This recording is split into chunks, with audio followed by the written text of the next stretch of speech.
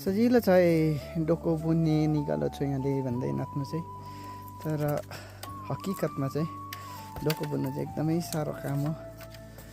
बिहानदेखि बस्नुभएको बाबा बिचरा दिनभरिमा 2टा मात्रै डोको बुनिसक्नु भएछ, त्यो पनि कम्प्लिट पनि छैन। अब यसमा काम्रो दिनुपर्छ। यसमा भर्खर फेद बुन्दैछ। बुनिसकेको डोको चाहिँ यस्तो हुन्छ।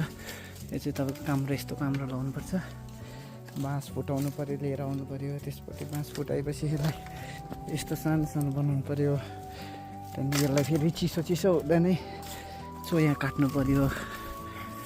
चोया यसरी काट्नु पऱ्यो पातला, एउटा उसबाट 2-3टा चोया मात्र आउँछ।